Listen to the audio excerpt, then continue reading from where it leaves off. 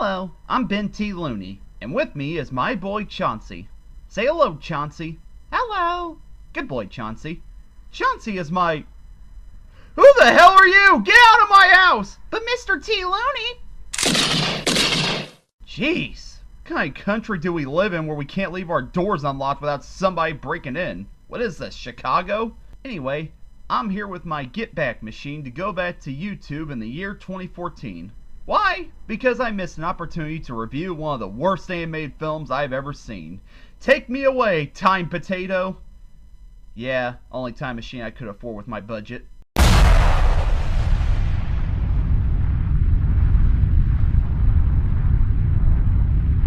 2014.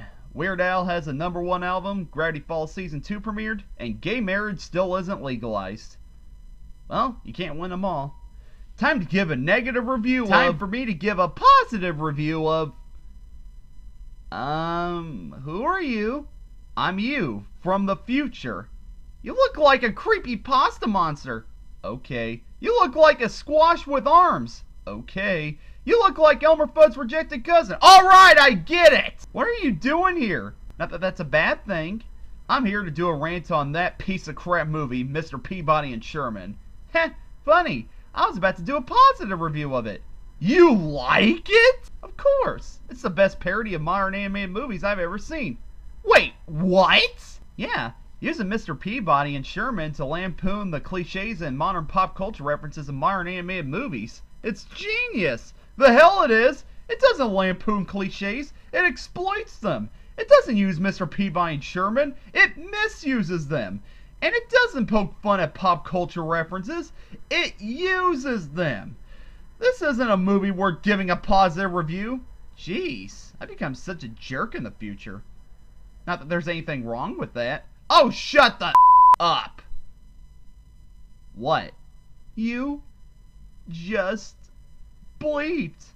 Yeah, so? Kids are watching this video, man. Oh, please. Kids these days are learning their vocabulary from Xbox Live. We got nothing to worry about. Still, that's trucked up. Ugh. Wow, did I seriously used to talk like that?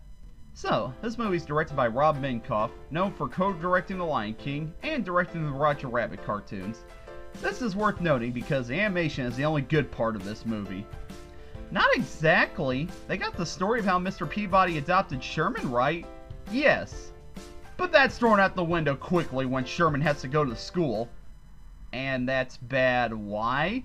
Oh, I don't know. Because Peabody is the smartest being on Earth?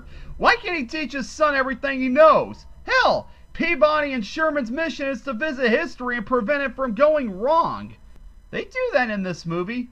Oh, you mean going back in time, screwing it up, and then running away? Yeah, that makes perfect sense. So, Sherman goes to school and he's actually smarter than the other kids because he's gone back in time to actually see what happened in history.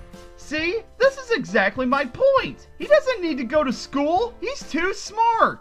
But Peabody said that he wanted Sherman to lead a normal kid life.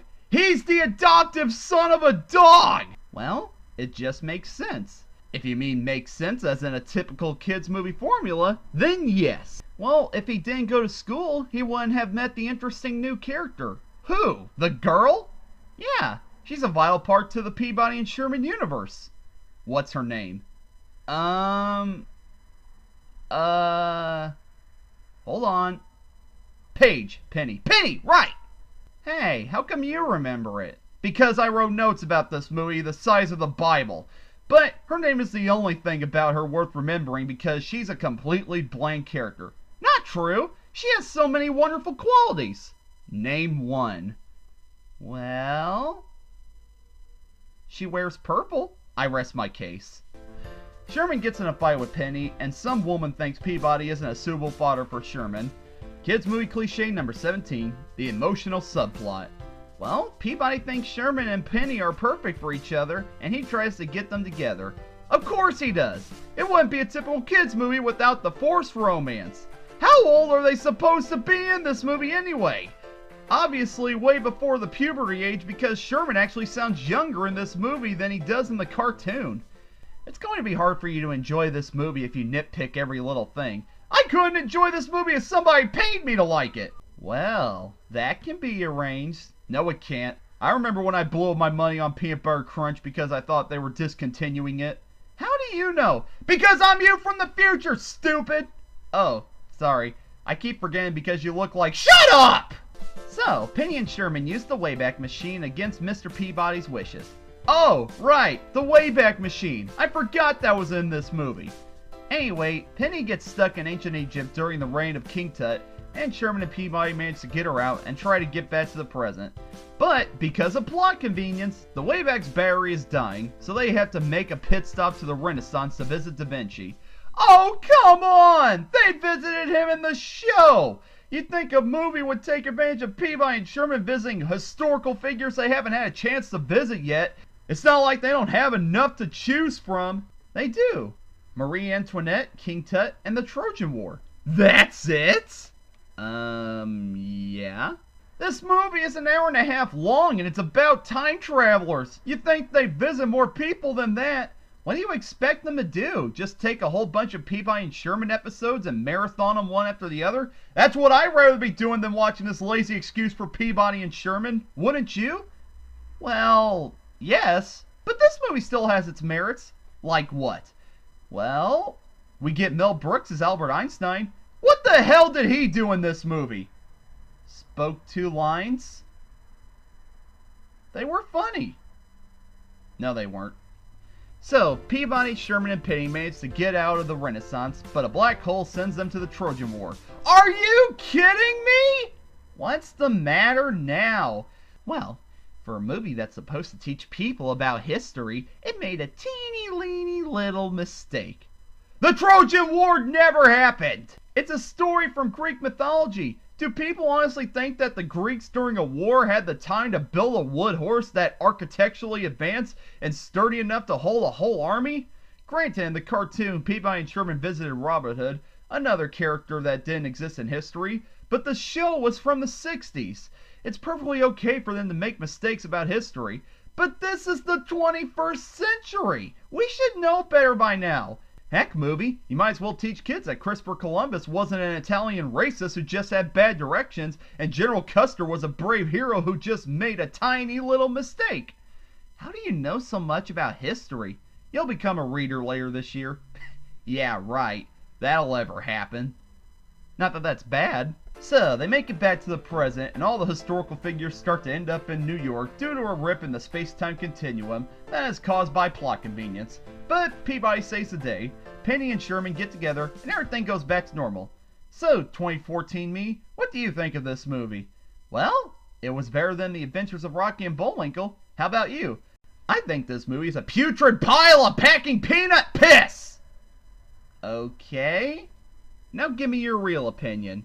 That is my real opinion! Jeez, it's embarrassing how divided this movie is from the source material. It doesn't have anything of what made the original cartoon so great. Not only did it make history fun, it made fun of history. All this movie does is fall under the typical kid movie story cliches, and I swear this movie really exploits the hell out of butt jokes. I couldn't believe the amount of butt jokes that it was throwing at me. That's not the kind of humor Jay Ward was known for, Dreamworks.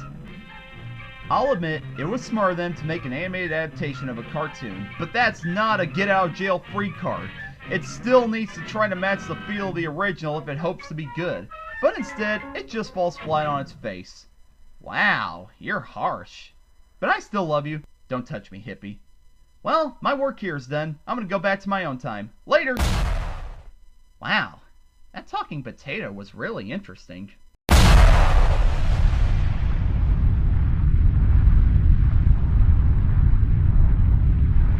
Well, that's my rant on Mr. Peabody and Sherman, and I really hope doing a video with my past self didn't screw up time. Better check outside.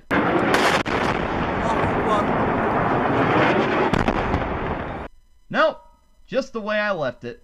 I'm Benthelooney, and I'm gonna... I don't know. Time, why you punish me like we